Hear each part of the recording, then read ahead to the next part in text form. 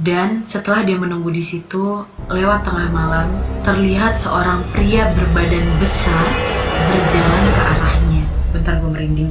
Hai guys, assalamualaikum warahmatullahi wabarakatuh. Terima kasih sudah klik video ini. Di video kali ini aku akan menceritakan sebuah mitos crossroad atau mitos persimpangan jalan, di mana mitos ini mengatakan bahwa ada musisi terkenal dunia yang menjual dirinya kepada setan di crossroad atau di persimpangan jalan. Di kesunyian malam, ada seorang pemuda yang sedang memegang gitarnya, tampak sedikit gelisah menunggu seseorang di persimpangan jalan. Tekadnya yang kuat untuk menjadi musisi blues terhebat mengurangi rasa takutnya pada saat itu. Dan setelah dia menunggu di situ, lewat tengah malam, terlihat seorang pria berbadan besar berjalan ke arahnya. Bentar, gue merinding. Hilang horornya kan? Ulang. Ada seorang pria berbadan besar berjalan ke arahnya. Kemudian pria itu mengambil gitar pemuda itu, menyetem dan memainkan beberapa lagu yang belum pernah didengar oleh pemuda itu, lalu mengembalikan gitarnya, kemudian pergi dan menghilang dalam kegelapan malam. Konon sosok pria besar itu dinamakan Setan Crossroads. Pemuda itu merelakan dirinya menjadi tumbal dan sang setan mewujudkan impiannya untuk menjadi musisi terkenal. Kisah ini tidak dapat dibuktikan kebenarannya, tapi mitos Crossroads bagaikan kisah nyata yang jadi legenda di kalangan musik blues and rock.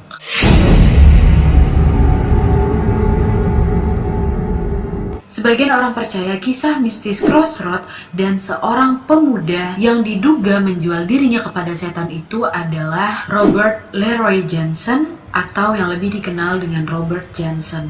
Ya, kalau kalian nyimak video aku, Robert Johnson ini pernah aku sounding sebelumnya di video Brian Jones, di mana Brian Jones ini sebenarnya terinspirasi dengan Robert Johnson ini, dan sebenarnya Robert Johnson ini pun masuk ke 27 Club Wah. Cuman kematiannya itu emang udah lama banget, tahun 1938 gitu. Nanti lah ya aku ceritain lagi, kita lanjutin ya. Robert Leroy Johnson atau Robert Johnson ini lahir pada tanggal 8 Mei 1911 di Mississippi. Kala Robert masih remaja, ada seorang gitaris dan penyanyi blues yang bernama Son House. Kemanapun Son House ini pergi, Robert ini selalu ikut dan berusaha bermain gitar sebaik si Son House. Tapi Robert gagal, Wak, karena pada saat itu si Robert ini main gitarnya biasa aja gitu, Wak, cenderung buruk gitu. Dan pada suatu saat si Robert ini menghilang selama 6 bulan. Dan ketika dia kembali ke kotanya, Son House idolanya itu terkejut melihat kemampuan bermain gitarnya si Robert ini yang meningkat secara drastis dan membuatnya terkagum-kagum, Wak. Dan Son House pun menganggap bahwa ini sebuah keajaiban gitu, Wak. Dan sejak saat itulah timbul gosip yang mengatakan bahwa si Robert ini sedang menjualkan dirinya ini kepada setan di Crossroads. Apalagi ada beberapa lagunya yang seolah mencerminkan pemujaan dan pengorbanan dirinya untuk setan. Tapi ada juga yang mengatakan bahwa si Robert ini menghilang karena dia sedang berlatih dengan seseorang yang bernama Isaiah Zimmerman, dimana pada saat itu dia juga merupakan seorang gitaris handal tua. Dan pada saat itu karir Robert pun semakin menanjak. Dia sering konser ke berbagai kota dan juga sempat membuat album rekaman. Sayangnya karirnya tergolong singkat karena pada tanggal 16 Agustus 1938 di usianya yang ke-27 tahun, Robert meninggal tanpa alasan yang jelas. Saking misteriusnya kematian si Robert ini, tempat dia dikuburkan pun gak ada orang yang tahu, Wak. Ada beberapa 3 titik gitu kalau nggak salah yang mengatakan bahwa Robert itu dimakamkan di situ. Tapi ada 3, Wak. Gimana orang bisa tahu yang mana yang betul? Sabar, sorry. Slow. Karya Robert Johnson dinilai sebagai masterpiece dan mempengaruhi banyak musik blues dan rock di dunia. Bahkan Eric Clapton pun menyebutnya sebagai musisi terhebat sepanjang masa. Dan pada tahun 2008, majalah The Rolling Stone menempatkan Robert Johnson di posisi kelima dari 100 gitaris yang terhebat sepanjang masa, Wak.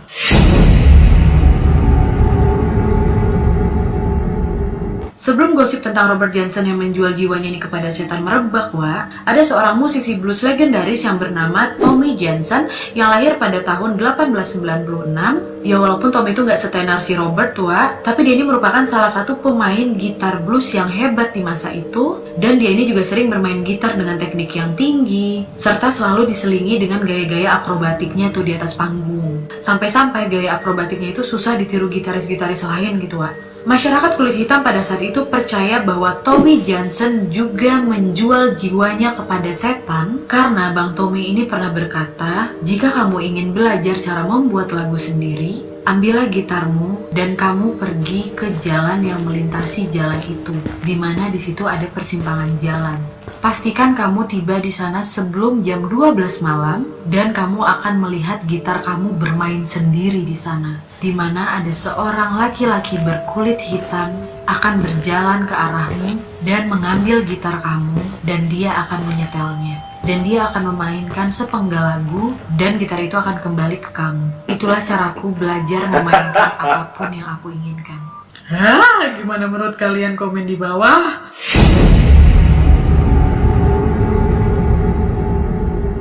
Dan di manakah Crossroad itu berada? Hingga saat ini pun tidak ada yang bisa memastikan di mana tepatnya posisi Crossroads yang dimaksud di legenda itu. Sebagian masyarakat percaya Crossroads itu berada di Clarksdale, di persimpangan jalan 61 dan 49. Tapi Eric Clapton mengatakan bahwa Crossroad yang dimaksud ada di Rosedale, di mana di persimpangan jalan raya nomor 1 dan 8. Tapi beberapa masyarakat Mississippi yakin bahwa Crossroads itu berada di ujung jalan raya 82 sekitar Bamboo Roads, di mana ada persimpangan jalan yang masih berupa tanah tuh, dan ada pohon apel yang tidak berbuah di situ. Hingga kini pun posisi pasti di mana Robert Johnson ini menyerahkan dirinya kepada setan pun masih menjadi misteri. Menurut kepercayaan masyarakat kulit hitam zaman itu mengatakan ada sosok bernama Deity Esu yang dikenal sebagai penjaga atau penunggu Crossroads. Sebagian masyarakat pun tidak percaya mitos itu, dan berpendapat bahwa mitos itu dibuat sebagai ajang promosi sang musisi biar terkenal gitu. Karena memang skill permainan gitar mereka pun memang hebat, jadi nggak perlu sampai jual-jual jiwa lah gitu. Lagi-lagi strategi marketing. Gimana menurut kalian? Komen di bawah.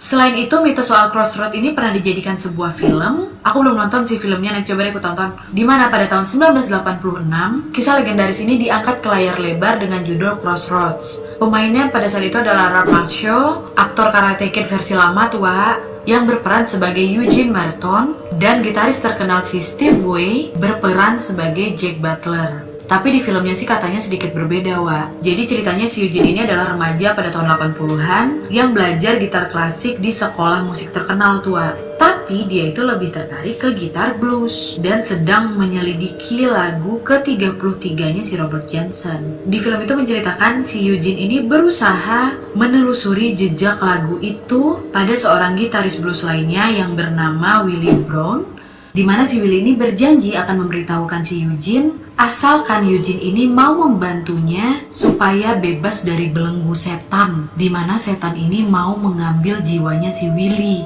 Karena si Willie ini pernah buat perjanjian di Crossroad dengan setan, Ya karena Eugene gak percaya mitos itu, dia hehein aja. Barulah si Willie ini ngajarin si Eugene cara main gitar blues. Dan pada saat itu pun si Eugene ini dibawa si Willie ke Crossroad itu. Dan ketemulah sama setan itu kan, Dan Eugene minta permohonan, kalau kau bisa bikin aku ini lebih terkenal dibanding Jack Butler, yang si Steve Vai tadi, aku bersedia tukar tempat untuk si Willie. Akhirnya disetujui lah sama si setan. Duel si Eugene sama si Jack, menanglah si Eugene ini, happy ending lah gitu. Si Willie sama si mereka ini berhasil merobek perjanjian sama setan. Jadi sebelum melakukan perjanjian mereka tuh ada tanda tangan hitam di atas putih mungkin ya, Entah, aku pun belum nonton filmnya. Kalau kalian udah nonton bisa komen di bawah.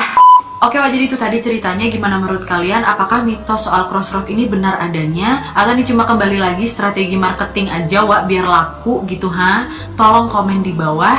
Kalau menurutku sih, kadang kita nggak tahu kan, betapa gilanya dunia ini gitu loh. Entah betul perjanjian sama setan, entah kayak mana ya. Tapi menurut aku sih, aku lebih kuat ke strategi marketing tetap. Karena nggak ada saksi, Wak, ya kan? Nggak ada bukti peninggalan jejak setannya gitu loh. Entah aku yang keskip apa aku nggak tahu, tapi kayaknya balik lagi aku menganggap ini kayak strategi marketing aja.